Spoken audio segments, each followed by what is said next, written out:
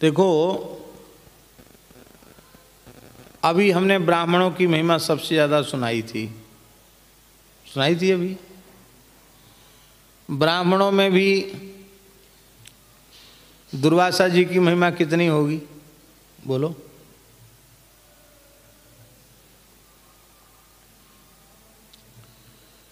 ब्रह्मा जी के पौत्र हैं दुर्वासा जी महाराज। ब्रह्मा जी के पुत्र अत्रि और अत्रि के पुत्र दुर्वासा जी महाराज। नेत्रों से अत्रि प्रकट हुए और अत्रि के पुत्र दुर्वासा जी महाराज ब्रह्मा जी के साक्षात पौत्र हैं। महासती अनुसुईया के पुत्र हैं। महान योगी हैं, ऊर्ध्वरेता ब्रह्मचारी हैं। और ब्रह्म वैवर्त की एक विचित्र कथा आई। ब्रह्म वैवर्त में दुर्वासा जी का भी विवाह हुआ। हाँ, विचित्र कथा है दुर्वासा जी के विवाह की।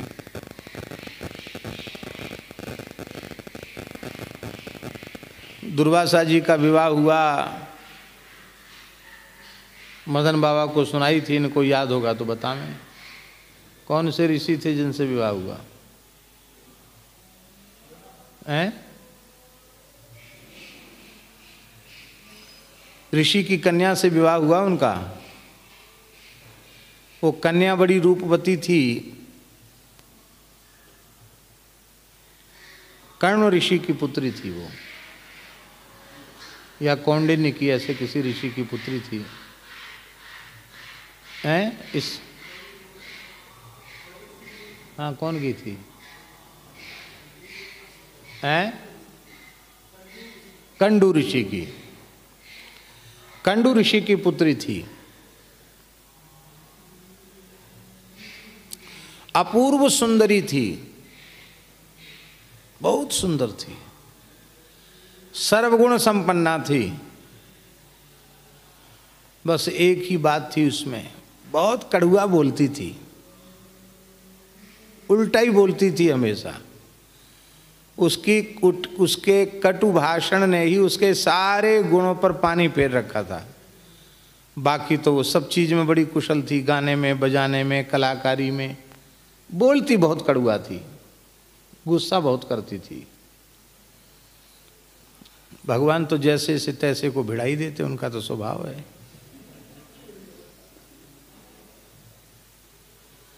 दुर्वासा जी को पसंद आ गई ऋषि कन्या।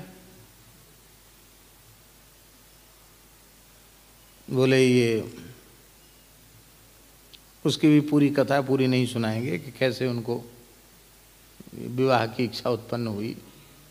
वो भी एक बड़ा प्रेरक प्रसंग है। एक गंधर्व ने रंभा से समागम किया और वे तप कर रहे थे हिमालय में, और उन्होंने उस दृश्य को देख लिया तो उस गंधर्व को गधा होने का शाप दे दिया। और वो गंधर्व ही धेनुकासुर नाम का गधा हुआ, जिसको ठाकुर जी ने, जिसका वध किया, गर्धव हुआ। तो उस भोग के दृश्य को जो उन्होंने देख लिया, उस दृश्य का उनके चित्त पर इतना प्रभाव पड़ गया कि उससे उनके मन में विकार उत्पन्न हो गया। इस कथा से प्रेरणा ये लेनी है कि अशुद्ध दृश्य कभी अपनी आंख से देखना नहीं। ऐसे ऋषियों के चित्त में भी विकार पैदा कर देता है। उन्होंने कहा कि हम विवाह करेंगे। ऋषि ने कहे तो मेरा सौभाग्य है, कंडू ऋषि ने। लेकिन महाराज ये कन्या कटु भाषणी है।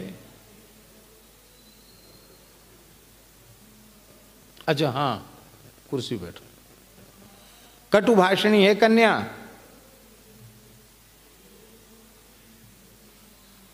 क्रोध बहुत करती है, क्रोध में कड़ुआ बहुत बोलती है। दुर्वासा से बोले यही प्रसिद्धि हमारी भी है, हम भी थोड़ा कड़ुआ बोलते हैं, मीठा कम बोलते हैं। नाराज भी जल्दी हो जाते हैं। गुजारा करेंगे, कोई बात नहीं, पर क्रोध हमको भी बहुत आता है, इसको भी क्रोध आता है। तो कुछ एक अवधि बता दो। अब आप ही बताओ। दुर्वासा जी बोले कि वैसे तो क्षमा मेरे भीतर है नहीं, पर ब्याह करने पर सब कुछ सहन करना पड़ता है, तो हम कम से कम 100 गाली इसकी सहन करेंगे, 100 अपराध सहन करेंगे इसके। इससे ज़्यादा करेगी तो फिर तो हम दुर्वासा हैं। विवाह होके गए ही थे, अब वो ठीक उल्टा ही करने वाली, उल्टा बोलने वाली थी। पहुंचते ही आश्रम में झगड़ा हो गया, गई थे झगड़ा हो गया, वो गाली बकने लगी। बोले देख अब आज से आगे मत बोलना, इतनी गिनती होगी। बोले और 100 नहीं 1000 लाख गाली दूंगी। कम ही अब गाली दे, हमारा शब्दकोश खत्म थोड़ी हो गया गाली वाला। जैसे ही 100 से ऊपर वो गई, दुर्वासा जी तिलमिला उठे, भस्मी भव, तुरंत राख की ढेरी हो गई, जल गई, भस्म हो गई।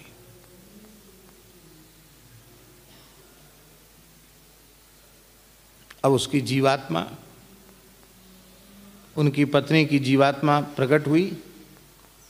उसने कहा हमने तो पहले ही कहा था कि हमारा ऐसा स्वभाव है, आपने हमको भस्म कर दिया, गृहस्थाश्रम का तो कोई सुख लिया ही नहीं। और पहली बातचीत में ही हमको तुमने राख कर दिया। अब मेरा समाधान करो, नहीं तो मैं भी शाप दे सकती हूँ। हाँ, तपस्या तो मेरे भीतर भी है। कंडू ऋषि आए, बोले महाराज आपने बड़ा बुरा किया, हमारी लड़की बताओ चलेगी, इतनी अच्छी प्यारी लड़की थी। बोले क्या करें महाराज, गाली पर गाली बक रही थी, मैंने कहा भस्मी भव, तो राख की ढेरी हो गई। बोले हम भी तुमको शाप देते हैं, तुम हमारे जमाई हुए तो क्या हुए, तुमको भी पूरे तीनों लोकों में जलना पड़ेगा, आग से जलना पड़ेगा तुमको, बड़ी भारी बेइज्जती होगी तुम्हारी, पराजय होगी तुम्हारी। और कहते उन्हीं के शाप से अम्बरीश से पराजय उनकी हुई, चक्र सुदर्शन के ताप से उनको जलना पड़ा। ये ब्रह्म वैवर्त की कथा है। हाँ, तो दुर्वासा जी से उसने ऋषि कन्या ने कहा कि अब हमारी व्यवस्था बनाओ, क्योंकि बिना देह के तो कोई कैसे रहेगा, मैं कहाँ जाऊं। तब महर्षि ने कहा कि मैं तुम्हें आशीर्वाद प्रदान करता हूँ, तुम कदली वृक्ष के रूप में उत्पन्न हो जाओ, तुम्हारा फल रंभा फल, कदली फल, वह देवताओं को, भगवान नारायण को अत्यंत प्रिय होगा, देवताओं की पूजा में तुम्हारा विशेष उपयोग होगा। कोई भी यज्ञ है, मंगल उत्सव है, कदली स्तंभ आरोपित करने पर ही उसको उत्सव की शोभा की वृद्धि होगी। बहुत आशीर्वाद दिए, लेकिन तुमने हमको गाली दी, उसका फल तो तुमको भोगना पड़ेगा। तुम फलवती तभी होगी जब काटी जाओगी, काटे पे कदरी फरे, कोटि जतन को सींच। काटे पे कदरी फरे, तो वो कदली फल कदली हुई और उसका फल भगवान श्री हरि को अत्यंत प्रिय है, ऐसा ब्रह्मवैवर्त में लिखा है। तो दुर्वासा जी महाराज ऊर्ध्वरेता ब्रह्मचारी हैं, महान योगी हैं, और शिव पुराण के अनुसार शिव जी के 88 अवतारों में एक अवतार हैं।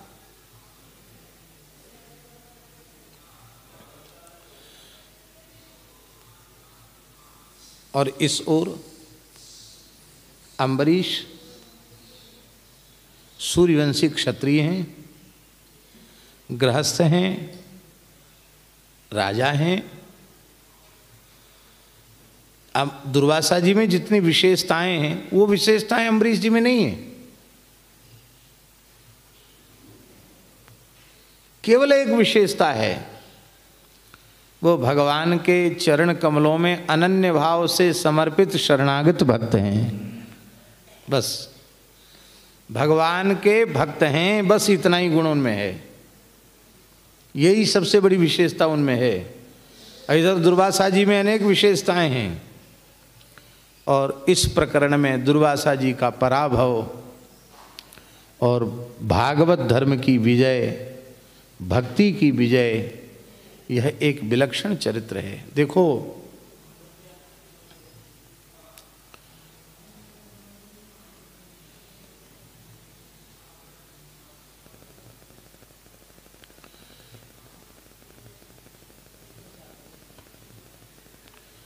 देखो आदि काव्य श्रीमद् वाल्मीकि रामायण में और पंचम वेद महाभारत में, दोनों में एक जैसी पंक्ति है। श्री विश्वामित्र वशिष्ठ के प्रकरण में दिग्बलम क्षत्रिय बलम ब्रह्म तेजो बलम बलम एकेन ब्रह्मदंडेन सर्वास्त्राणि हतानि में, क्षत्रिय बल को धिक्कार है, ब्रह्म बल ही श्रेष्ठ है। एक वशिष्ठ के ब्रह्मदंड ने विश्वामित्र के संपूर्ण अस्त्र बल को शांत कर दिया, सारे शस्त्रों को ठंडा कर दिया।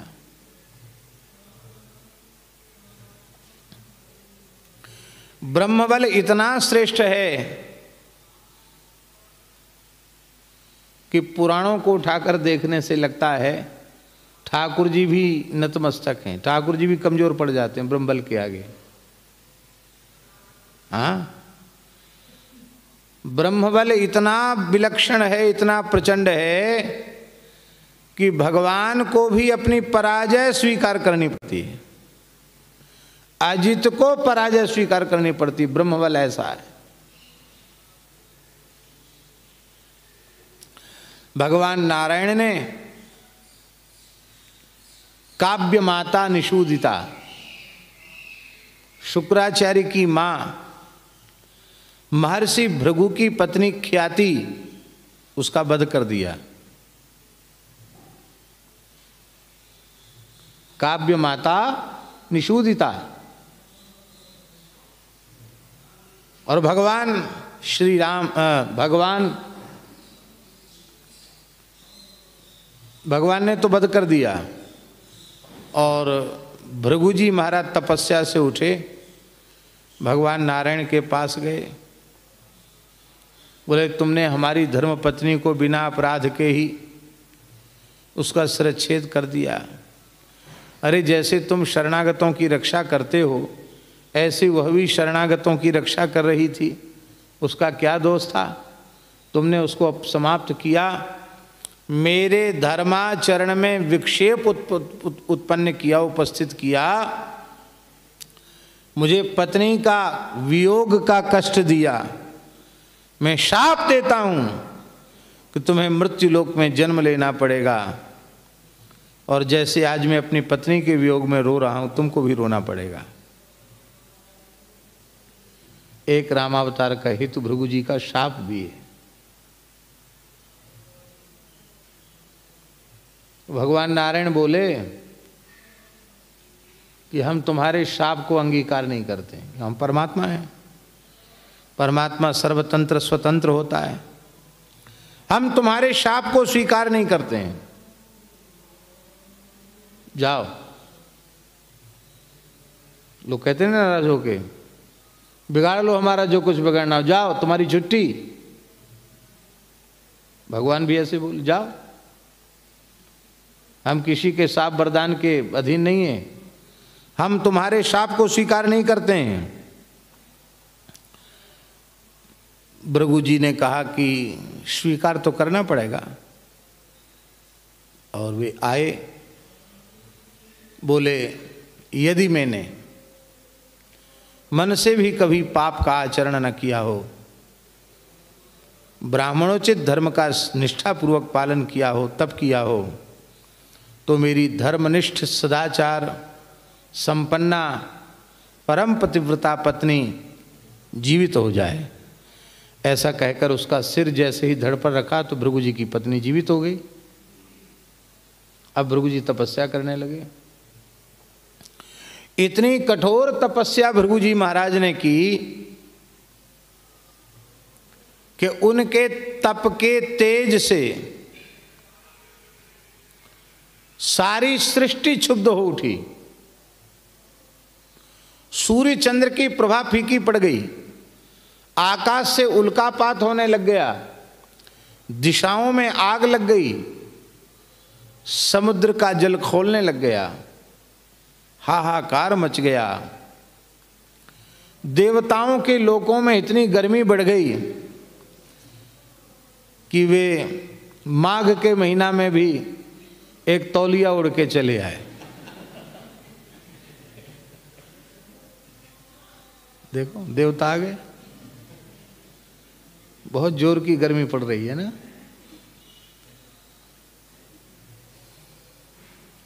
देवताओं का अपने लोकों में रहना मुश्किल हो गया, इतनी गर्मी थी वहां। देवता बोले महाराज आप कृपा करके पराजय स्वीकार कर लो, नहीं तो भृगु जी तपस्या करके सारे ब्रह्मांड को भस्म कर देंगे। इस संकल्प से उन्होंने तपस्या किया था, या तो भगवान हमारे श्राप को स्वीकार करें, नहीं तो मैं तप करके अपने सहित सारे ब्रह्मांड को दग्ध कर दूंगा। क्यों? क्योंकि एक ऋषि का सत्य यदि वो विचलित हो गया, एक ऋषि का सत्य पूर्ण नहीं हुआ तो धर्म कहां रहेगा? सत्य पर ही तो धर्म टिका हुआ है। फिर ब्रह्मर्षित्व का क्या होगा? भगवान आए, बोले महाराज हम अवतार ले लेंगे, अब आप छोड़ो तपस्या, हो गया पूरा। ऐसा ब्रह्मबल जिसके आगे भगवान नारायण को भी घुटने टेकने पड़े, धन्य है वह ब्रह्मबल भी भागवत धर्म के बल के आगे घुटने टेक देता है, नतमस्तक हो जाता है। इसलिए अम्बरीश चरित्र का उदाहरण इस पद में गोस्वामी तुलसीदास जी ने दिया कि अम्बरीश जी की कथा सुनकर के कौन ऐसा है, कौन भगति पथ पांव धरे, कौन ऐसा है जो भक्ति के पथ पर अग्रसर न हो जाए। इसलिए अम्बरीश जी के चरित्र की फलश्रुति में लिखा है भक्तो भगवतो भवेद। इस चरित्र को सुनने वाला भगवान का भक्त बन जाता है। हम अपने मन से नहीं बोल रहे हैं।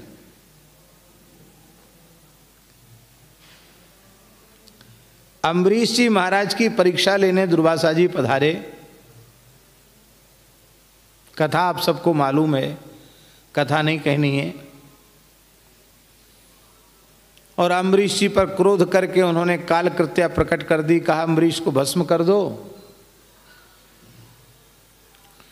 अम्बरीश जी बिल्कुल भयभीत नहीं थे, क्योंकि वो तो कालकृत्या में भी अपने प्रभु को देख रहे थे, सिर झुका के खड़े हो गए।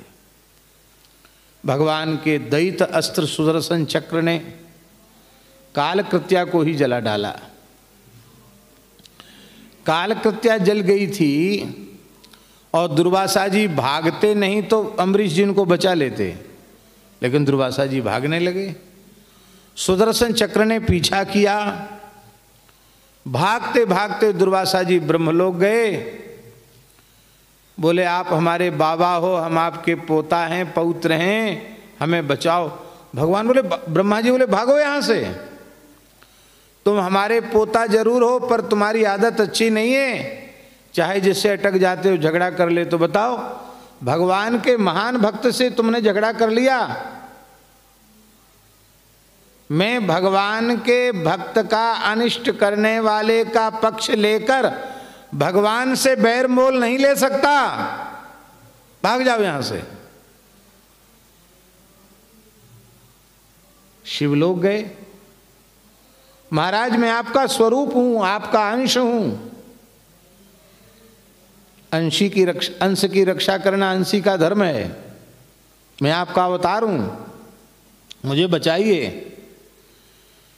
शंकर जी बोले महाराज क्या बोल रहे हो? वयम नता तप प्रभवाम भूमनि। उन महान महिमा में भगवान श्री हरि का विरोध, उनके भक्त का विरोध करने वाले का पक्ष में नहीं ले सकता। क्योंकि जैसे एक गूलर के फल में तमाम सूक्ष्म जीव होते हैं, ऐसे ही एक एक ब्रह्मांड में एक एक ब्रह्मा, एक एक विष्णु, एक एक रुद्र हैं। ऐसे न जाने कितने ब्रह्मांड हैं, कितने रुद्र हैं, कितने ब्रह्मा हैं, जिनकी सृष्टि हमारे जैसे करोड़ों रुद्रों की सृष्टि कर देती है। उन भगवान के भक्त से वैर करने वाले का पक्ष लेकर मैं भगवान से विरोध लूं, ये संभव नहीं है। मैं तुम्हें नहीं बचा सकता। हाँ, तुम बार बार दुहाई दे रहे हो तो जाओ, जिनका चक्र है उनकी शरण में जाओ। वैकुंठ आए। अब सोच लो कितने सामर्थ्यवान ऋषि हैं दुर्वासा जी। रमा वैकुंठ तक जाने की गति है उनकी, ब्रह्मलोक से ऊपर पहुंच गए। भगवान ने मुंह फेर लिया। हमारे महाराज जी कहते थे मुंह क्यों फेरा? बोले सन्मुख हो ये जीव मोहि जबहि, जन्म कोटि अघना सही तबहि। भगवान का करोड़ों जन्मों के पाप तो नष्ट हो जाते, पर भक्तापराध का पाप सन्मुख होने से भी नष्ट होता नहीं, इसलिए भगवान ने मुंह फेर लिया। दुर्वासा जी बोले महाराज मैं आर्त हूं, आप आरती हर हैं, मेरी आरती माने दुख को, कष्ट को दूर कीजिए। भगवान बोले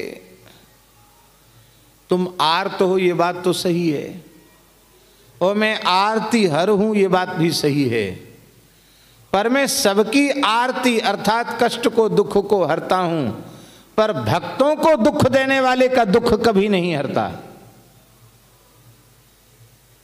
मेरे प्राण प्यारे भक्त अम्बरीश को दुख देना चाहते थे तुम, मैं तुम्हारे दुख का नाश नहीं कर सकता।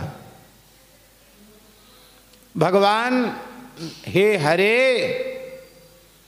मैं ब्राह्मण हूं और आप ब्रह्मण्य देव हैं।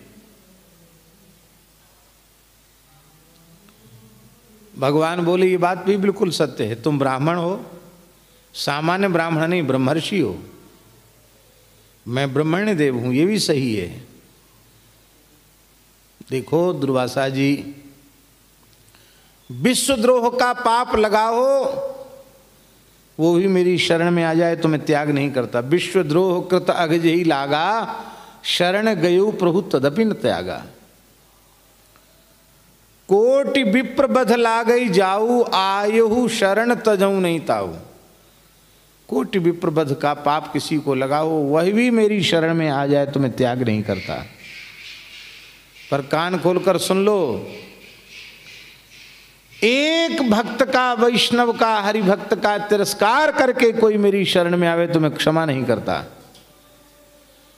परम श्रद्धे पूज्य प्रातः स्मरणीय संत श्री गोपालाचार्य जी महाराज कहते थे, अरे तुम किस खेत की मूली हो?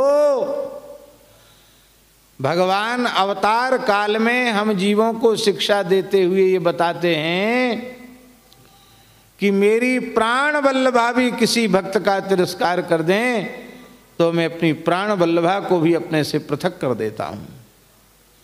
परम भक्त श्री लक्ष्मण जी का तिरस्कार साक्षात किशोरी जी तो कर ही नहीं सकती, पर उनके प्रतिबिंब ने किया। प्रतिबिंब सीता ने लक्ष्मण जी का तिरस्कार किया और भगवान ने उनका मुंह नहीं देखा। देखा मुंह? लौट के आए तो सोनी कुटिया मिली, मुंह नहीं देखा।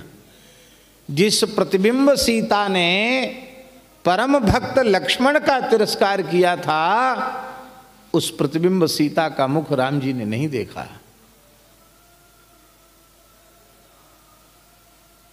और रोए खूब,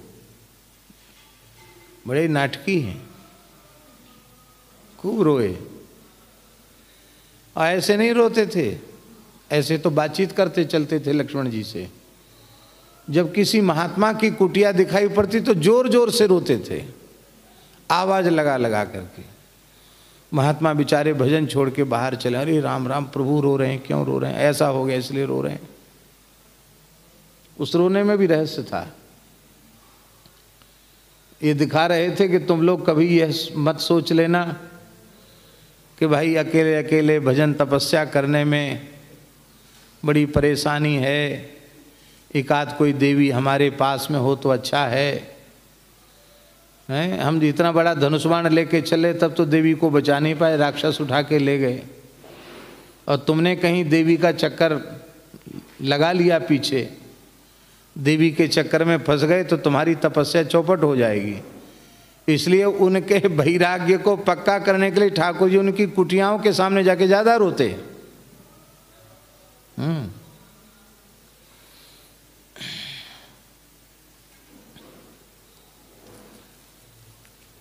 हनुमान जी जब लंका पहुंचे राम जी का संदेश लेकर के, तो श्री हनुमान जी ने किशोरी जी की पीड़ा को देखा तो बहुत दुखी हो गए। हनुमान जी बहुत दुखी हो गए। हनुमान जी बोले माता जी क्या करें, आपकी पीड़ा देख के तो हमको बहुत कष्ट हो रहा। अब ही मात में जाऊं लिवाई, प्रभु आयुष नहीं राम दुआई। आपको अभी ले चलूं यहाँ से,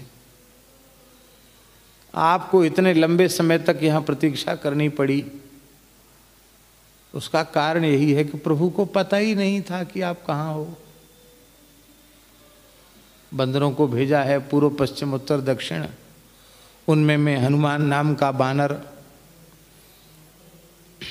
100 योजन समुद्र लांग कर यहाँ आया हूँ, आपका मंगलमय दर्शन मिला है।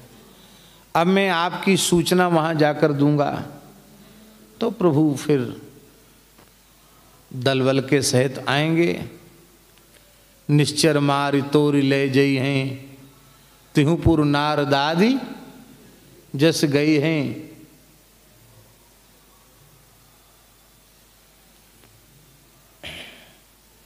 ये सुन करके किशोरी जी रो रही थी, पर वो अपनी हंसी रोक नहीं पाई, हंसने लगी, रोते रोते हंसने लगी। हनुमान जी ने कहा माता जी आप हंस रहे? बोले हाँ। क्यों? कि तुमको लोग बुद्धिमताम वरिष्ठम ज्ञानिनाम अग्रगण्यम कहते, तुम हो बहुत भोले। राम जी को पता नहीं मैं कहाँ हूं। अरे जो सर्वगत सर्वरूप सर्वमय है, व्यापक विरज ब्रह्म है, उनको पता नहीं कि मैं कहाँ हूं।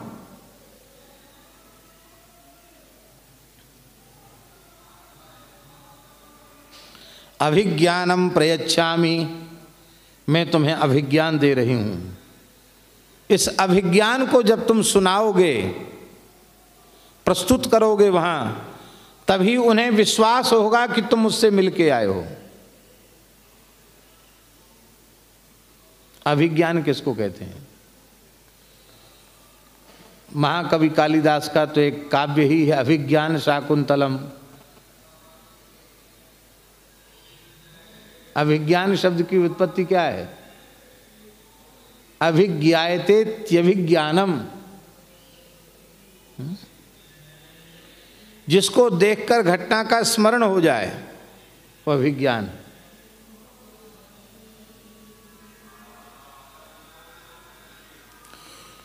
तो तुम हमसे मिलके आए हो कि नहीं ये तभी पता चलेगा जब तुम ये घटना सुनाओगे, तो उनको विश्वास हो जाएगा हाँ ये मिलके आया है। तो क्या सुनाया?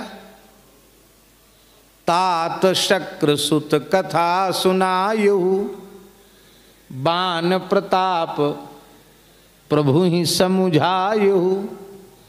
जानकी जी ने जयंत की कथा सुनाई। इस कथा का पता लक्ष्मण जी को भी नहीं था,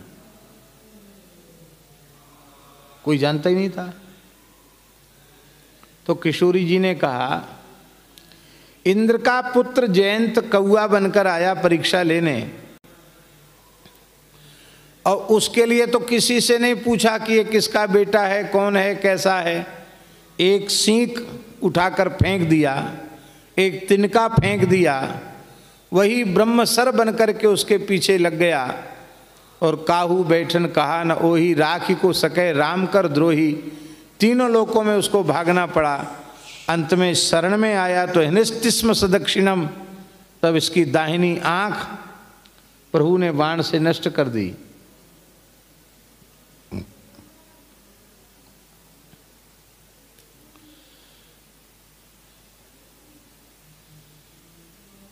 उसके लिए तो किसी से नहीं पूछा कौन है।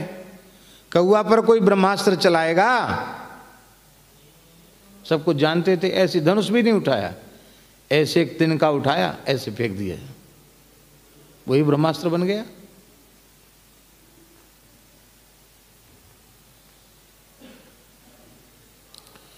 और मेरे अपहरण की बात मुझे कौन हर के ले गए, महात्मा जटायु जी ने जरूर बताई होगी। ये भी बताया कहाँ ले गए, दक्षिण दिश ले गयो गुसाई, बिलपत अति कुरुरी की नाई। विराध ने भी बताया। और जिन बानर वीरों के समक्ष हमने वस्त्राभूषण फेंके तो उन्होंने भी बताया होगा। और कोई ना भी बतावे तो ये सर्वज्ञ सर्वविद परब्रह्म परमात्मा श्री राम हैं, बिना बताए सब कुछ जानते, सहज सर्वज्ञ हैं। ये बंदर भालुओं को परेशान क्यों कर रहे हैं नाटक कि तुम पूरब चले जाओ, पश्चिम चले जाओ, उत्तर दे, बेचारे इनको परेशान कर रहे हैं। उनको सब पता है, उनसे कुछ भी छिपा हुआ नहीं है। और तुम यहां से जाकर बतला भी दोगे तो भी हमारी विपत्ति दूर होने वाली नहीं है। और रोने गाने का नाटक ही करते रहेंगे, कभी ये करते हैं वो करते हैं, यहां आने का कोई काम नहीं उनका। क्योंकि मुझे पता चल गया है मेरे द्वारा उनके प्राण प्रिय भक्त लक्ष्मण का अपमान हुआ है। जब तक मैं भक्तापराध का प्रायश्चित नहीं कर लेती तब तक प्रभु मेरे दुख को हरण करने का कोई प्रयास नहीं करेंगे, उद्योग नहीं करेंगे। इसलिए अब तुम जाकर के प्रभु के चरणों में तो क्षमा याचना मेरी ओर से करना ही, लक्ष्मण जी के चरणों में भी प्रणाम मेरी ओर से करके क्षमा याचना कर लेना। अनुज समेत अनुज समेत गयो प्रभु चरना, दीन बंधु प्रणतारति हरना। नहीं तो जो लक्ष्मण जी प्रतिदिन किशोरी जी के चरणों में प्रणाम करते हैं, उन लक्ष्मण जी के चरणों में किशोरी जी के द्वारा प्रणाम भेजने का क्या औचित्य है। और जैसे ही हनुमान जी ने जाकर कहा कि माता जी ने लक्ष्मण जी के सहित आपके चरणों में प्रणाम भेजा है और दोनों से क्षमा याचना की है, इतना सुनते ही श्री रघुनाथ जी खड़े हो गए। बोले सीता जी की प्राप्ति का, लंका विजय का मुहूर्त आ गया है, चलो।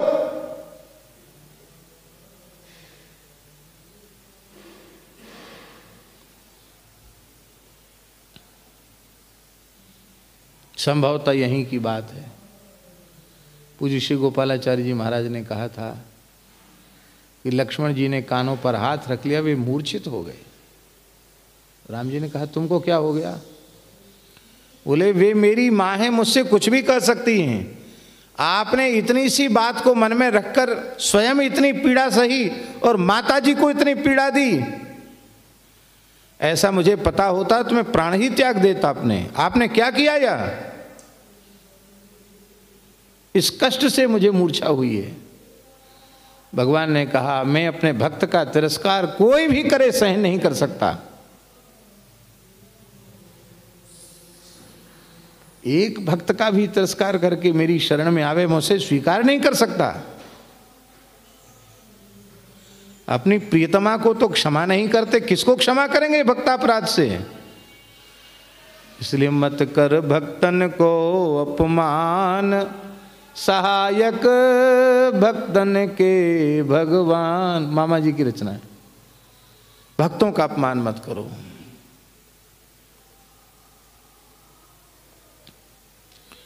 दुर्वासा जी बोले महाराज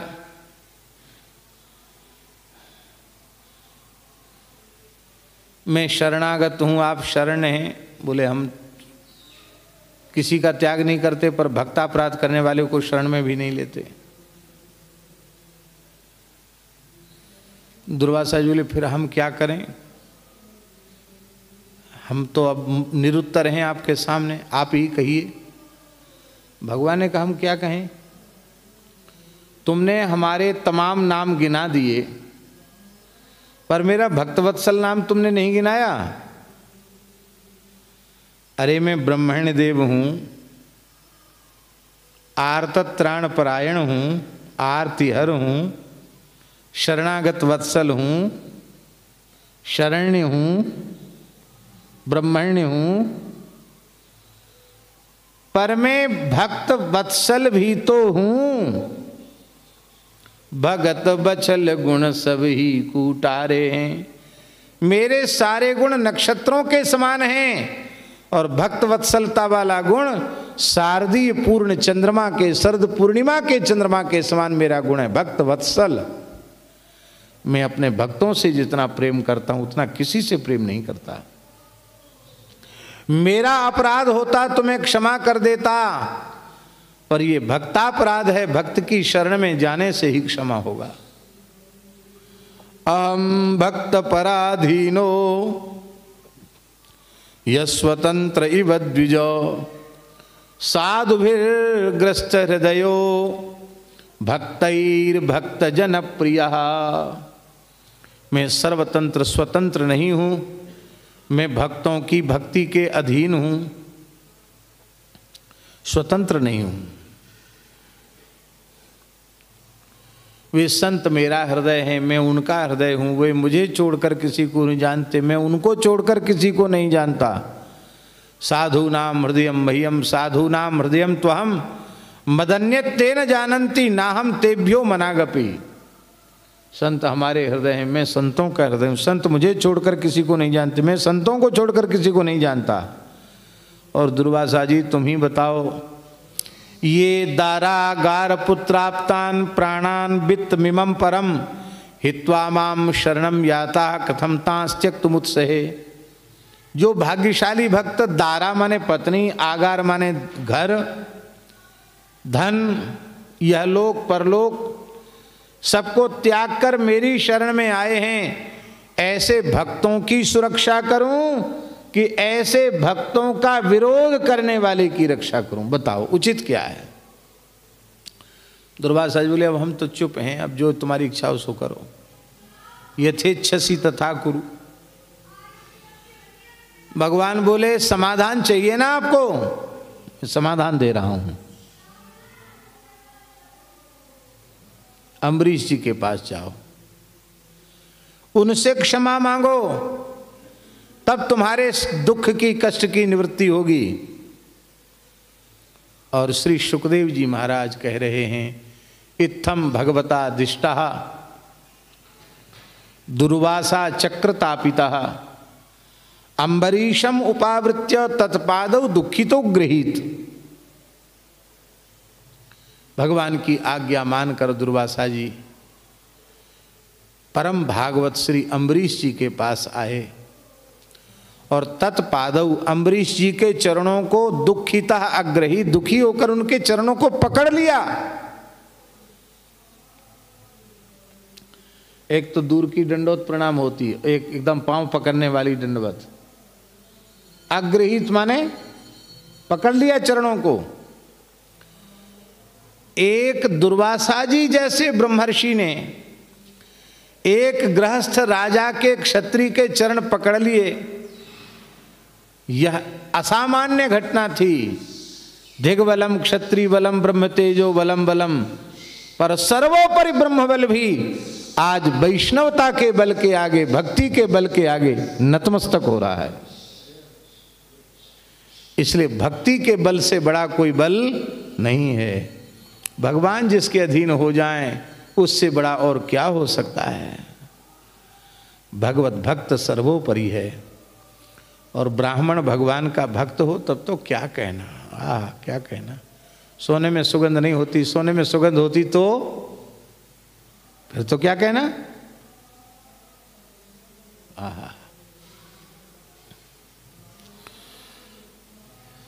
तो दुर्वासा जी का चरित्र, दुर्वासा जी के, अम्बरीश जी के मन में ये नहीं आया कि अच्छा हुआ ये हार गया हम जीत गए, ये नहीं आया।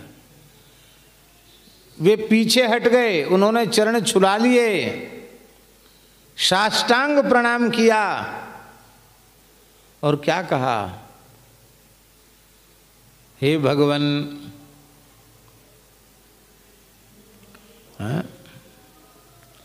तस्य सोद्यमनम वीक्ष्य पादस्पर्श विलज्जिता। उनके उद्यम को देख करके अम्बरीश जी विशेष लज्जित हो गए, दुखी हो गए। प्रभु, कहाँ आप इतने बड़े ऋषि ब्राह्मण ब्रह्मचारी विरक्त महात्मा, कहाँ हम गृहस्थी, आप हमारा पांव क्यों पकड़ रहे? प्रभु क्षमा करिए, ऐसा उल्टी गंगा मत बहाओ। बोले उल्टी सीधी जाने दो, पहले जल रहा हूं, इससे बचाओ हमको।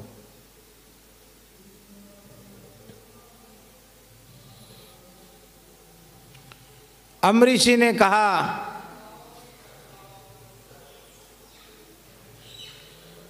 हे सुदर्शन, हे महाज्वाल, हे सहस्राराच्युत प्रिय,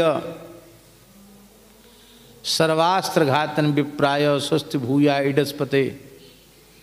इस ब्राह्मण का कल्याण करो प्रभु, शांत हो जाओ। नहीं हुए शांत।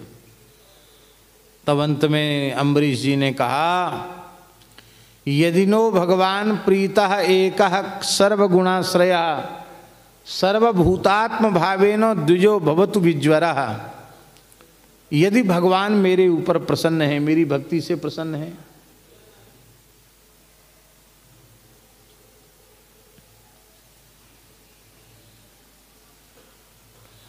एक संपूर्ण गुणगणों के आश्रय भगवान यदि मेरे ऊपर प्रसन्न है और मैं उन भगवान को अपने अंतर्यामी के रूप में ही नहीं, जिस रूप में अपने अंतर्यामी के रूप में अनुभव करता हूँ, उसी रूप में सर्वांतर्यामी के रूप में सब में उनको देखता हूँ, तो मेरे सर्वभूतात्म भाव से द्विजो भवति विज्वरः। यहाँ अम्बरीश जी ने अपनी भक्ति को दांव पर लगा दिया, और जब भक्ति की आन दी तो सुदर्शन चक्र भगवान शांत हो गए। 1 वर्ष लग गया था भागने दौड़ने में दुर्वासा जी को। 1 वर्ष तक राजा अभक्षो बभूव।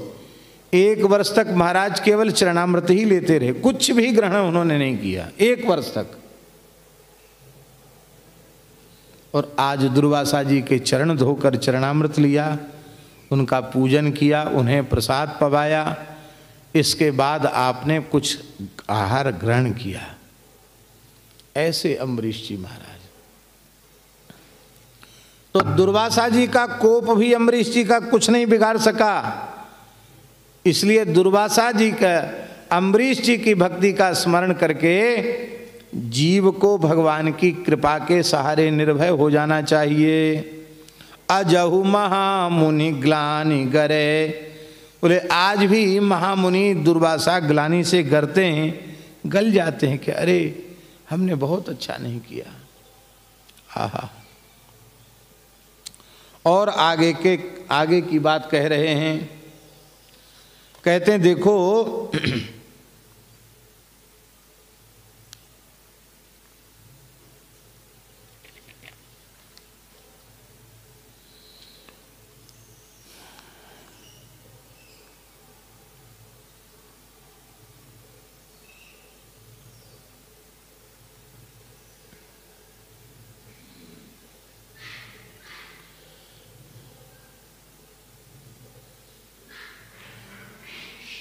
तुलसीदास जी करें, अजहु महामुनि ग्लानि गरे। आज भी अम्बरीश जी के प्रसंग का स्मरण करके दुर्वासा जी ग्लानि से भर जाते हैं। इस संबंध में एक उदाहरण बड़ा सुंदर देते हैं महानुभाव।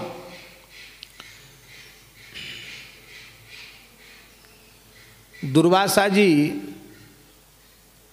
कौरवों के अतिथि बने, दुर्योधन के, और बोले चातुर्मास आने वाला कोई है हमारा चातुर्मास कराने वाला जजमान। शकुनी ने कहा बहुत अच्छा, इनको चातुर्मास की व्यवस्था कर दो, ये महात्मा प्रसन्न होकर सब कुछ देने में समर्थ हैं। दुर्योधन ने कहा हाँ महाराज, हम आपके जजमान हैं, सेवक हैं, भगत हैं, हम करेंगे व्यवस्था, आप रहो। 1-2 चेला नहीं थे साथ में, 10,000 शिष्य थे। कितने थे? हाँ, पूरी फौज थी। 10,000 चेला थे दुर्वासा जी के साथ, सबकी व्यवस्था चातुर्मास की 4 महीना। और यजमान दुर्योधन था। पर ऐसा मामा जी ने पढ़ा दिया था कि वो 4 महीने तक तो उसने क्रोध को किनारे ही रख दिया, क्रोध किया ही नहीं उसने, और एकदम क्षमाशील शांत बन करके रहा, बिल्कुल गुस्सा नहीं किया। लोग कहने भी लग गए थे कि दुर्योधन को तो पता नहीं क्या कर दिया बाबा जी ने, एकदम बदल ही गए हैं, राजकुमार युवराज तो बिल्कुल महाराज दुर्योधन तो बदल गए। चातुर्मास से सविधि सकुशल सानंद परिपूर्ण हुआ। और दुर्वासा जी बोले कि अब हम जाना चाहते हैं, पर दुर्योधन तुम्हारी तो हमने बड़ी निंदा सुनी थी, पर ये सब तुम्हारा कोई दोस्त तो नहीं दिखाई पड़ा मुझे, बहुत सज्जन हो, बहुत अच्छे हो, मैंने तो तुम्हें क्रोधादि विकार देखे ही नहीं। वाह धन्य है, बहुत प्रसन्न हूँ तुम्हारी सेवा से। मेरे जैसे क्रोधी ऋषि का चातुर्मास करा लेना और बिना झगड़े लड़ाई के शांति से हो जाना, ये तो आश्चर्यजनक घटना है। मैं प्रसन्न हूँ, वर मांगो। तो शकुनी ने पहले से सिखा रखा था कि कह देना महाराज आपने हमारे ऊपर तो कृपा की, हमारे भाई पांडव जंगल में बड़े परेशान हैं, इसमें काम्यक वन में हैं, काम वन में हैं, तो वहाँ आप चले जाओ। पर वो बेचारे सब अपना प्रातःकालीन नित्य नियम कर लें, कुछ खा पी लें, उस समय आप जाना। वो जानते थे युधिष्ठिर के स्वभाव को। धर्मराज युधिष्ठिर का बाबा स्वभाव था, कोई कभी किसी समय भी उनके सामने पड़ता तो युधिष्ठिर की आदत थी, वो सीधी कहते थे आप भोजन कीजिए। किसी किसी का अभ्यास होता है, आप प्रसाद पाइए, आप भोजन हैं, हाँ क्या, हाँ क्या, हाँ प्रसाद पाइए। इसी मलुक पीठ की बात है, पूज्य सदगुरुदेव भक्तमाली जी के अंतिम वचन उनकी वाणी से जो निकले थे वो थे, कोई भूखा न रह जाए, सबको प्रसाद पवाओ, कोई भूखा न रहे। ये महावाक्य उनकी वाणी से निकला था।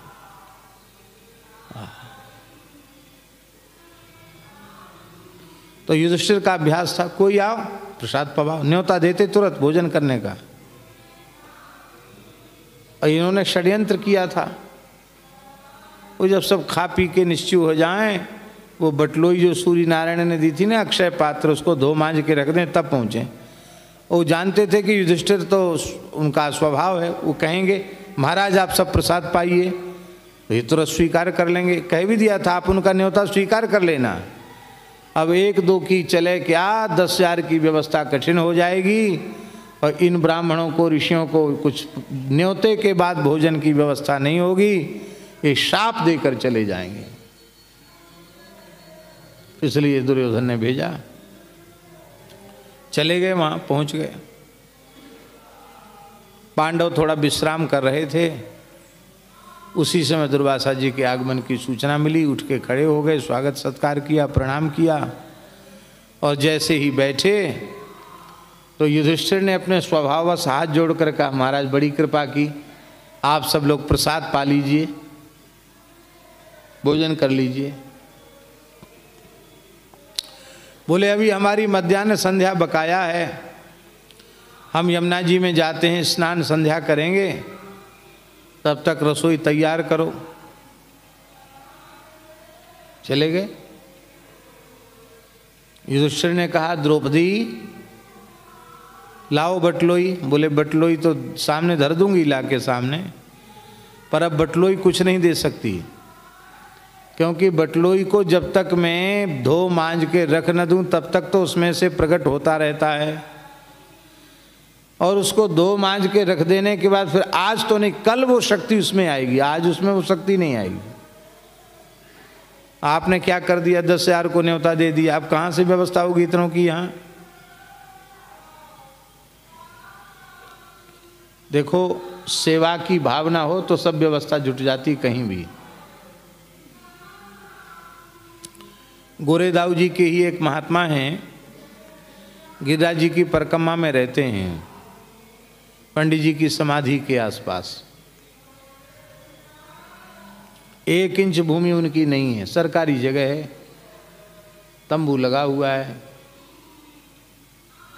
बड़े बड़े लोगों के सब उखड़ गए, उनका किसी ने नहीं उखाड़ा। उखाड़ा किसी ने? और गिनती तो कोई निश्चित नहीं कितने लोगों को रोज पवा देते हैं। रोटी राम बाबा, रोटी राम बाबा हमसे तो बड़ा स्नेह करते हैं। हम जब जाते वहाँ तो हम न पहुँच पाए तो भी धूना का टिक्कड़ हमको गरम गरम टिक्कड़ भेजते हैं। वो अच्छे महात्मा हैं, व्यवस्था जुट जाती है। ये बात हम इसलिए कह रहे हैं कि युधिष्ठिर के साथ भी हजारों ब्राह्मण चलते थे, उनके जन्मांग में ही ये संस्कार था। जहाँ रहेंगे वहाँ गाय ब्राह्मण सब यज्ञ आदि होते रहेंगे, स्वाहाकार स्वधाकार वसटकार गूंजता रहेगा, ये उनके लक्षणों में था। तो उसी समस्या के समाधान के लिए सूर्य नारायण ने अक्षय पात्र दिया था। और नहीं तो महाराज हजारों लोगों के भोजन की व्यवस्था के लिए हर जगह कुठार भंडार बनाओ, हर जगह जो है बड़े बड़े बर्तन कड़ा भगोना पलटा सब लेके चलो, वो सब कोई समस्या ही नहीं थी। एक बटलोई में कुछ सिद्ध कर लिया और उसी बटलोई में हजारों लाखों को जिमा दो, वो खत्म ही नहीं होता। और एक विशेषता और थी शास्त्री जी, आपको पता नहीं होगी वो विशेषता। वो बटलोई ऐसी थी कि द्रौपदी परोसने लग जाएं तो खाने वाले की रुचि के अनुरूप पदार्थ उस बटलोई से प्रकट हो जाता था। हाँ, कढ़ी परोसते परोसते उसमें से खीर परोसने लग जाते हैं, और खीर परोसते परोसते उसमें से रबड़ी परोसने लग जाते हैं। ये विचित्रता थी उसमें। लेकिन वो तो था तब तक ही जब तक कि द्रौपदी सबको जिमाने के बाद उस बटलोई को धो मांज के न रख दें। धो मांज के रख दिया तो अगले दिन फिर वो सामर्थ्य उसमें आएगी। नहीं तो कितने बर्तनों की व्यवस्था करनी पड़ती, एक बटलोई से हजारों की व्यवस्था हो जाती।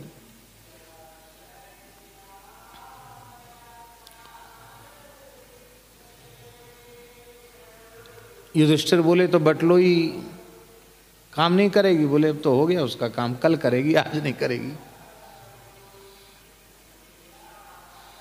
सब जगह सब काम नहीं करते हैं। गुरु चेला किसी गांव में पहुंचे तो चेला ने कहा कि गांव थोड़ा कंजूस लोगों का है, कुछ चमत्कार दिखाओगे तभी सेवा करेंगे। कुछ चमत्कार तो है नहीं हम लोगों में, तो ऐसा करो, हम तो सिद्ध है ही हैं, तुम हमको सिद्ध के रूप में बताना, हमारा यश गाना। क्या क्या कहें गुरुजी, पहले से सिखा पढ़ा दो। बोले कहना कि गुरुजी महाराज बड़े सिद्ध पुरुष हैं, किसी का खेत सूखता हो या आशीर्वाद दे देते तो उसका खेत में पानी बरस जाता है। ओहो, बड़ी ऊंची सिद्धि है।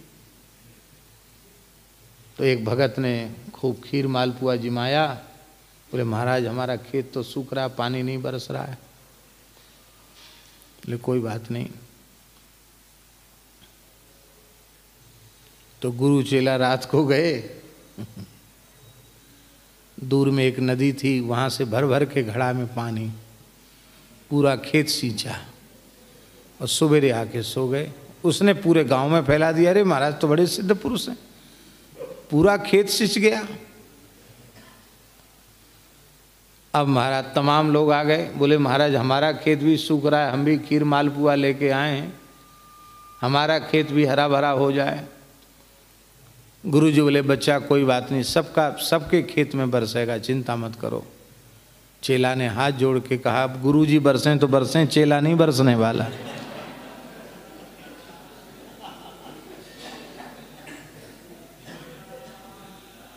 अरे रात भर मेहनत कराई गुरुजी आपने, अब हम भर भर के घड़ा पानी डालने वाले नहीं हैं। तो ऐसे भी सिद्ध साधक का जोड़ा चलता है।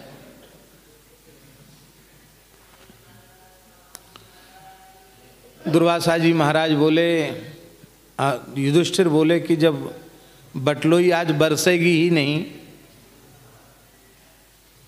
तो अब ऐसा करो, भीमसेन अर्जुन सूखी लकड़ियाँ ले आओ। क्या करोगे? करेंगे क्या? ब्राह्मणों के शाप की अग्नि में जलकर भस्म होने की अपेक्षा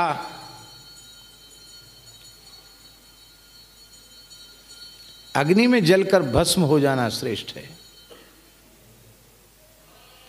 भीमसेन अर्जुन लकड़ी संग्रह के लिए जाने लगे तो द्रौपदी को हंसी आ गई।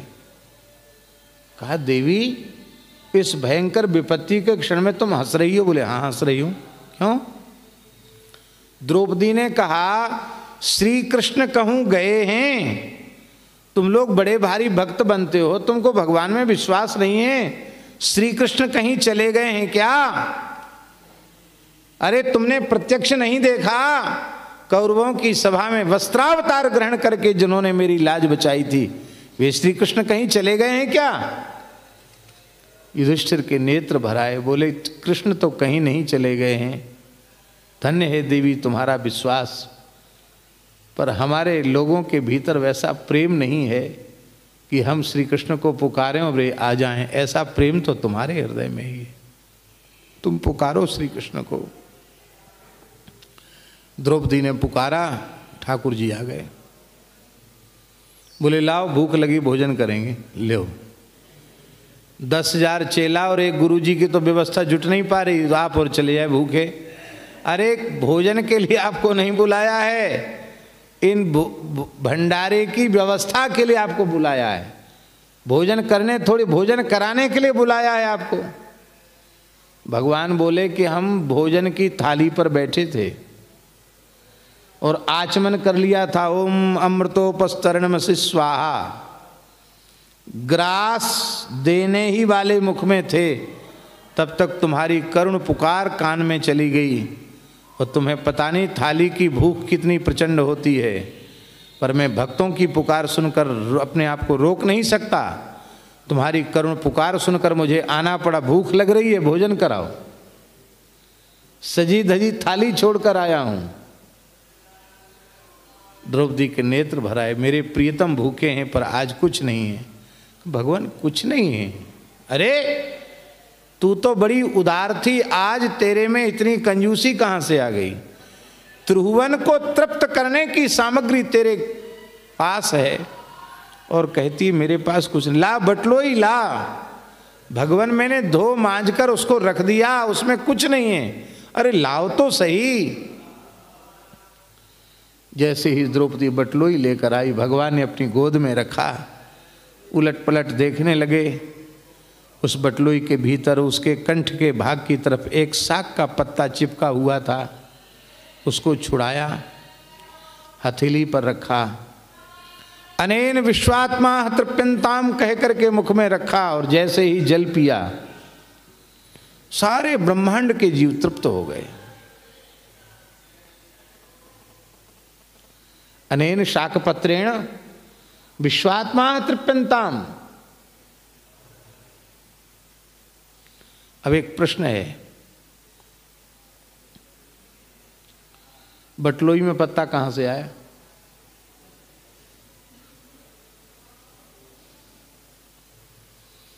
क्या द्रौपदी इतनी फूहड़ थी? फूहड़ जानते हैं ना, ब्रजभाषा को शब्द है फूहड़।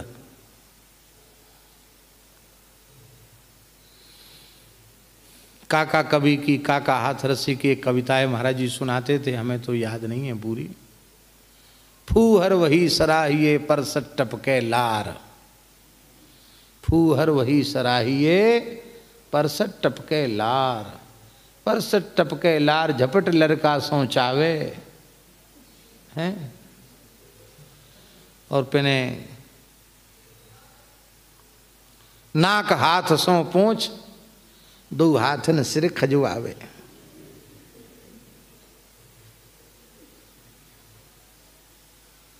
और क्या कहते थे याद नहीं है, परती मक्खी बार, भोजन में मक्खी और बाल जरूर मिल जाएगा। फूहर वही सराहिए जाके परसत टपके लार। काका हाथरसी की कविता है।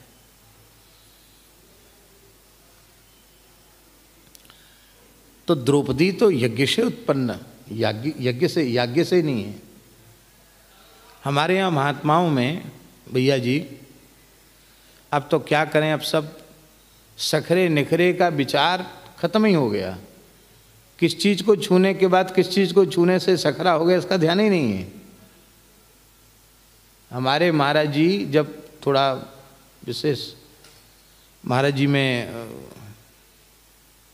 पहाड़ी बाबा महाराज में विशेष बल था, हमने आंखों से देखा है। बर्तन पर पानी का दाग भी लगा रह गया तो उनकी टकसार के अनुसार वो बर्तन असखरा था। एकदम बाहर भीतर से चमकता हुआ होना चाहिए बर्तन। बहुत विचार, शौचाचार का बहुत विचार था।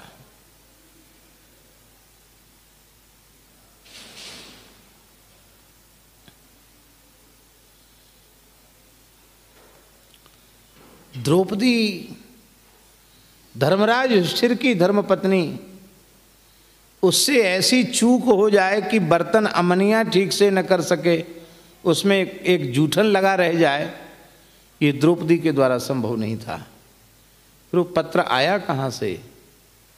सत्य संकल्प श्री कृष्ण ने संकल्प किया और उनके सत्य संकल्पत्व से उस बटलोई में एक पत्र प्रकट हो गया। द्रौपदी ने जूठा नहीं छोड़ा था। भगवान की लीला है। अरे जिनके संकल्प से अनंतानंत ब्रह्मांड प्रकट हो जाते हैं, उनके संकल्प से एक साग का पत्ता प्रकट नहीं होगा। प्रकट हो गया और सबको डकार आने लगी बिना खाए पिए। और दुर्वासा जी और दुर्वासा जी के शिष्यों की तो ये हालत हो गई कि नार तक भर गई उनकी, यहाँ तक सांस लेना मुश्किल, इतना अन्न भर गया उनके भीतर, डकार लेना उनको मुश्किल। भगवान बोले जाओ जल्दी कहो उनको भूख लग रही है, दुर्वासा जी को उनके चेलों के साथ बुला के लाओ। युधिष्ठिर ने कहा महाराज हंसी क्यों कर रहे हो, यहाँ कुछ नहीं है। अरे बोले विश्वास करो हमारे ऊपर, हम आ गए हैं ना, कह देना कि आपके शिष्य बैठे हैं वहाँ प्रतीक्षा में। कौन शिष्य? हमारा नाम लेना, द्वारकाधीश कृष्ण बैठे हैं वहाँ, आपको अपना गुरु बताते हैं, अपने को चेला बताते हैं, वो प्रतीक्षा कर रहे हैं। तो महाराज फिर आ गए तो बोले आएंगे नहीं, क्योंकि उनके तो यहाँ तक तृप्ति हो गई, वो आ नहीं सकते, आएंगे ही नहीं यहाँ। फिर भी उनके हाथ पांव खूब जोड़, नहीं महाराज कैसे, अब तो चलो।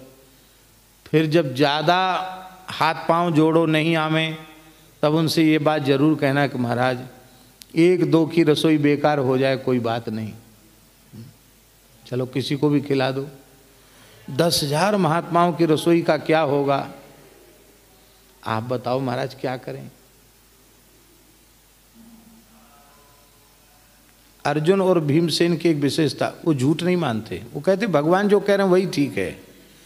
युधिष्ठिर तो अपनी बुद्धि लगाते हैं, ये लोग नहीं लगाते, वो कहते ठीक है आप जैसा कहोगे वैसा हम कह देंगे।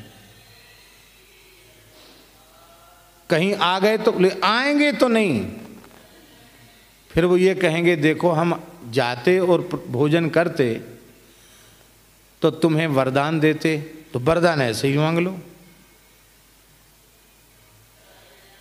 महाराज क्या वरदान मांगे? भगवान ने उनको पट्टी पढ़ा दी कि दुर्वासा जी से कहना कि जो हमसे अकारण द्वेष करते हैं, हमारा बुरा चाहते हैं, उनका सर्वनाश हो जाए, ऐसे वरदान मांग लेना।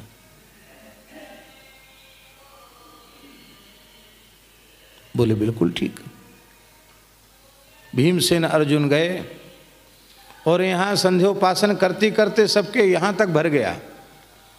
चेले बोले गुरुजी हुआ क्या? बिना खाए पिए रबड़ी, गुलाब जामुन, जलेबी, रसगुल्ला सबकी डकार आ रही है, सांस लेना मुश्किल हो रहा है। अरे बोले हमारी भी हालत वैसी ही है, क्या करें, हुआ क्या? अरे बोले अजहु महामुनि ग्लानि गरे। तो वहाँ उन्होंने अम्बरीश जी की याद की है, दुर्वासा जी ने। दुर्वासा जी ने कहा तुम्हें पता नहीं है, एक भक्त अम्बरीश था जिसके कारण मुझे तीनों लोकों में भागना पड़ा। अब तो 5-5 भक्त पांडव हैं, महान भक्ता द्रौपदी है, कहीं कुछ न कुछ नाटक न हो गया हो। अब तो अपने को अपनी सुरक्षा करने के लिए भागो यहाँ से, हम भी भागने वाले, न्योता न्योता छोड़ो, यहाँ से भगो, प्राण बचाओ अपने। वो बोले ही रहे थे तब तक भीमसेन अर्जुन आ गए। उनको देखते ही 10,000 चेला 10 दिशाओं में भाग गए, अकेले दुर्वासा जी खड़े, एक भी वहां खड़ा नहीं रहा, सब भगे,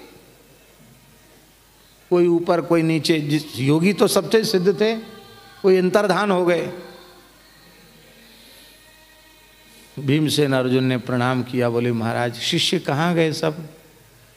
बोले उनको भोजन की इच्छा नहीं थी। बोले महाराज इच्छा से क्या, वहाँ सब तैयारी है।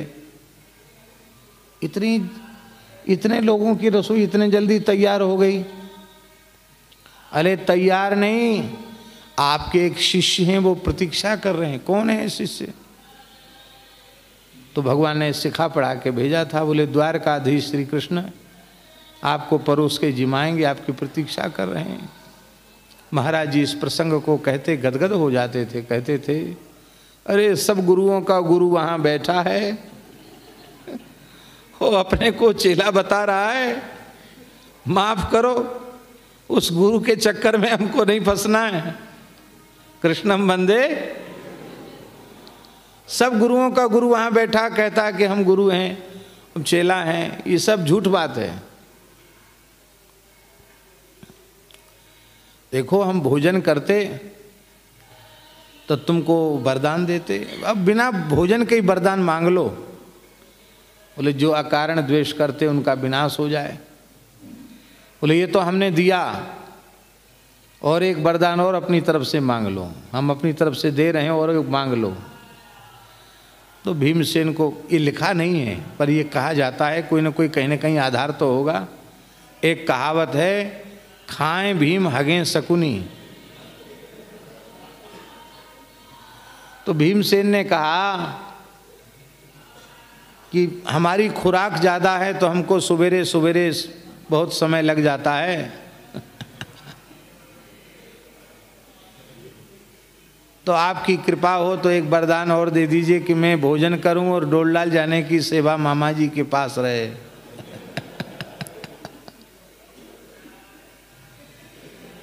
तो जब शकुनी मामा को कुछ बढ़िया पुरस्कार देने का मन भीमसेन का होता तो 10 पान से लाल मिर्ची का पाउडर घोर के पी जाते।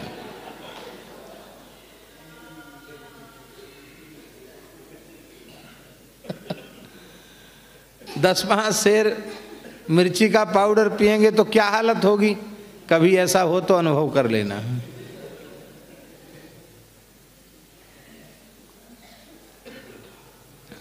इसलिए ये बात स्पष्ट लिखी है महाराज जी विनय पत्रिका में। गोस्वामी जी कह रहे हैं कि जोई जोई कूप खनेगो परकह सो सठ फिरत ही कूप परे। दूसरों के लिए आप जो बुरा सोचोगे, भक्त का बुरा तो होगा नहीं, पर तुमने भक्त के लिए कुआं खोदा तो तुमको उस कुएं में गिरना पड़ेगा। दूसरे के लिए गड्ढा खोदोगे, खुद उसमें गिरना पड़ेगा। दुर्योधन का उदाहरण दिया है तुलसीदास जी महाराज ने। वो अबुध मूर्ख अपने ही अभिमान में जल रहा था, क्या हाथ लगा दुर्योधन के, किंतु यश और विजय उसने वर्ण किसका किया? पांडवों का। यत्र योगेश्वरः कृष्णो यत्र पार्थो धनुर्धरः तत्र श्री विजयो भूतिर ध्रुवा नीतिर्मतिर्मम। और वर्ण किया पांडवों का। पांडवने बरियाय बरे। बरियाय का मतलब जबरदस्ती, यश ने, विजय ने, कीर्ति ने, सुख सौभाग्य समृद्धि ने भक्त पांडवों का वर्ण कर लिया। इसलिए जो भक्त के लिए गड्ढा खोदेगा वो उसी गड्ढे में खुद गिर जाएगा। ग्वालियर के एक भक्त थे जैन, श्री कपूर चंद जी जैन, मूछ वाले।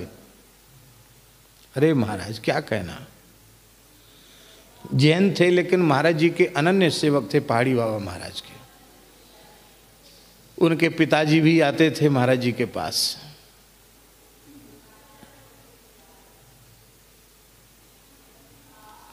बड़े मस्त थे, गाते बहुत अच्छा थे वो। कभी कभी राधा रमन जी में गाते थे वो जाके। तो भैया जी तार सप्तक से आगे चले जाते बिना खरास के, पर अपनी तरंग में गाते तभी थे जब दाऊ जी की बूटी छान लेते थे, और वो उनका नित्य नियम था। हजूर बोलो भक्तवत्सल भगवान की। किस बात में उनकी याद है? हाँ, तो वो हम कभी ग्वालियर जाते तो हमारे साथ वो घूमते थे, वयोवृद्ध थे कपूर चंद जी। तो एक एक चीज़ बताते, हजूर ये इमारत ऐसी है, इस ज़माने की है, इसका ये इतिहास है, ऐसा बताते थे वो। कार में बैठते तो बताते चलते।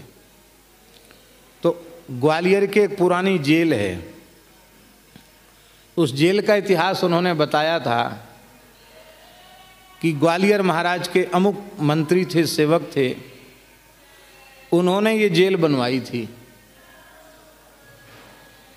और जेल बनी तो हर काम मुहूर्त से होता था। महाराज सिंधिया के काल में राजा रजवाड़ों का जमाना था, तो पंडितों ने मुहूर्त शोधन किया कि इस मुहूर्त में इस जेल का उद्घाटन होगा। उद्घाटन कैसे होगा? किसी कैदी को रखा जाएगा तब उद्घाटन होगा। जेल का तो कैदी को रखने से उद्घाटन होगा कि नहीं होगा? तो जिस व्यक्ति ने जेल बनवाई थी, पंडितों से, ज्योतिषियों से मुहूर्त का शोधन कराया था, उसी मंत्री अधिकारी के प्रति राजा का कोप हो गया।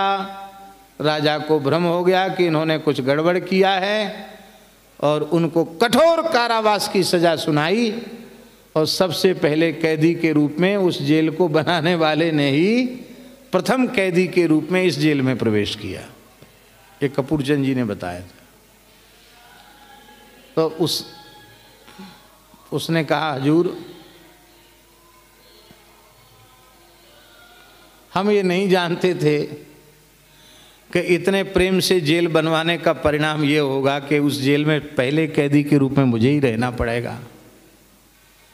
ये किसी के लिए गड्ढा मत खोदो, किसी के सामने गड्ढा हो तो उसको पूरा कर दो। किसी के लिए गड्ढा मत खोदो, वो गिरेगा न गिरेगा, तुम पहले उसमें गिरोगे।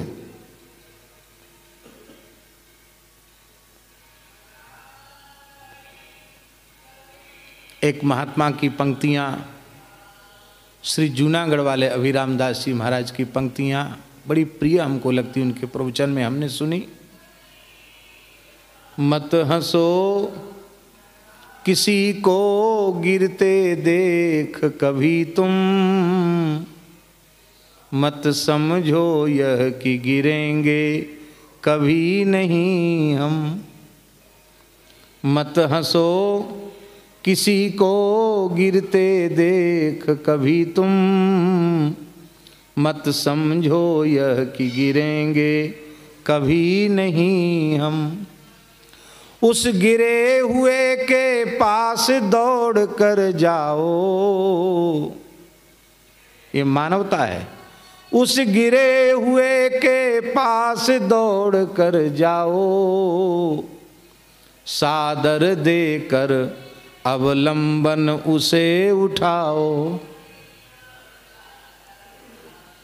और बेचारा गड्ढे में गिरा हुआ हो, चढ़ रहा हो, उसको और धक्का दे देना कि नहीं तू निकल नहीं सकता, ये मनुष्यता नहीं। बोलो भक्तवत्सल भगवान की जय। हैं काके द्वैशीस ईस के, जो हठ जन की सीव चरे। तुलसीदास रघुवीर बाहुबल सदा अभय, काहू न डरे। गोस्वामी जी कहते हैं संत द्रोही को तो स्वप्न में भी सुख नहीं है। सपने हूँ सुख न संत द्रोही कहाँ, सुरतर सो विष फरन फरे। उसके लिए कल्प वृक्ष भी विष के फल देने वाला हो जाएगा जो संत का द्रोही है। और किसके दो सिर हैं?